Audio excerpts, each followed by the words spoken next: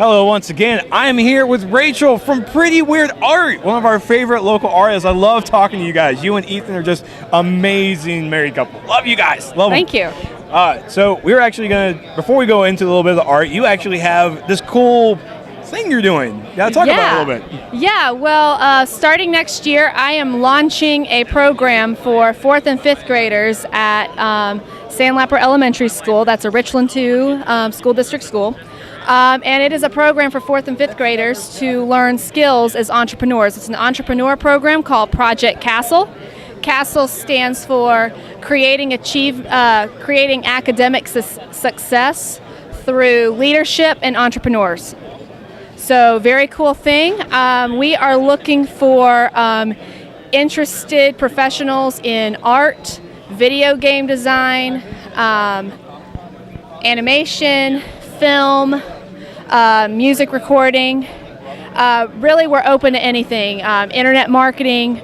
Professionals to come out and work with students on those skills to help build academic success through real-world professions. I have also, it has a major platform in comics. There is a lot of evidence that proves that comics can increase student achievement in reading. So I have created a Donors Choose, www.donorschoose.org/Rachel Mongen. I am asking for $749 worth of comic books for the classroom that address Common Core standards, which is a big thing here in South Carolina, big thing across the country. These comics that I'm requesting address science and social studies for 4th and 5th grade students, content that they have got to know to be ready for the real world, especially as future business leaders. I am asking for donations from the community to support this program and to support comic books in the classroom. So again, you can find my Donors Choose at www.donorschoose.org/Rachel Mongen. I look forward to your support.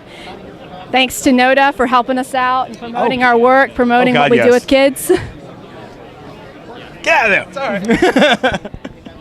Well, we talked a little bit about your new entrepreneurship, which is just a fantastic thing, and you will get my. I will mail you my phone number and contact information. I want to be sure I'm going to help out with this in the filmmaking department. I want to make sure I'm there for you guys. Absolutely. Any professionals out there who are interested in working, you can contact us through NODA. You can contact me through Pretty Weird Art. We have a table here at the Columbia Toy Fair. Come check us out. Oh yeah, so now let's go into the art. I do see some new stuff here. Of course, let's talk a little bit about here. This is Ethan's work with the action figures, right? Yes, sir. So Ethan's talking right now, so he can't talk about them. But so let's actually talk a little bit about your artwork. This beautiful girl with the dragon tattoo artwork that you've done here. Right. Well, this year I really got into Stieg Larsson's Girl with the Dragon Tattoo series, the Millennium series. So I actually have done all three. I started with the Girl with the Dragon Tattoo. Had a lot of fun with this project. It's colored pencil and ink, a little bit of brush, a little bit of chalk there, some pens. You capture her very well, by the way. Thank you. Because I haven't read the books, but I've seen the original movie in Sweden. I've also seen the remake here in America, and were done very well. So I'm wanting to see the rest of these books turn into the movies. They've done a fantastic job. Right, and the Swedish versions have all three out, and so this one is the girl who played with fire. So I thought the motorcycle in the Swedish movie was really cool. So I had a lot of fun with that. Had a lot of fun with some visuals there. Colored pencil is a great thing to work with.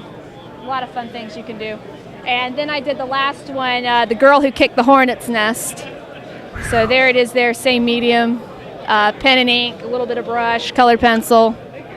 Very awesome. Ethan, why don't you come over here around? Come on, buddy. Come on.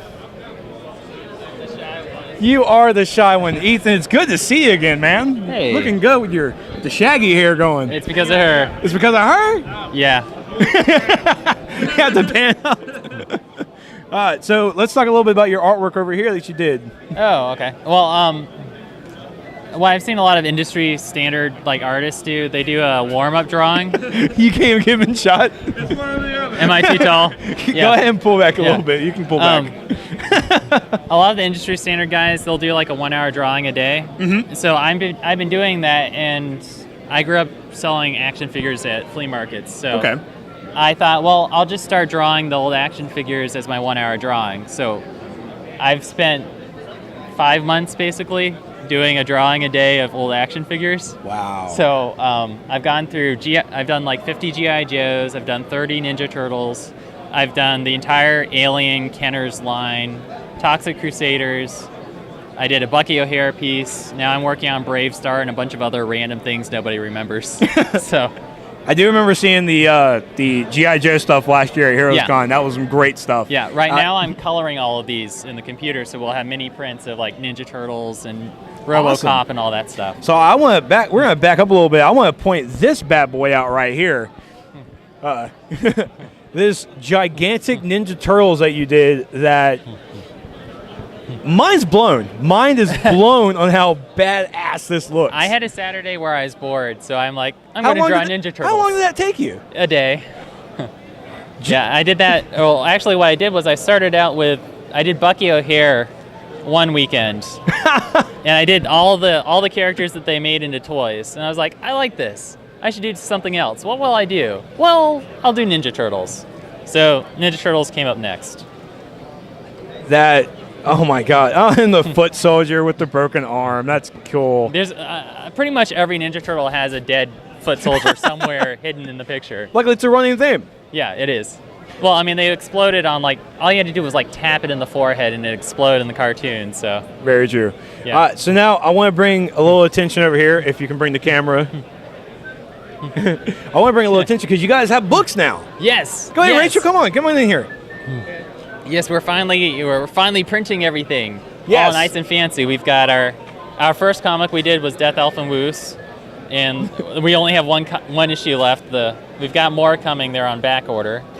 And then we've got daily Death Elf and Woos comics that are set up kind of like these were a comic a day, and these are black and white, unfortunately, but as a comic a day, you don't have time to color everything at the same time. So, understandable. I like to describe these as being like Looney Tunes meets fantasy meets crack.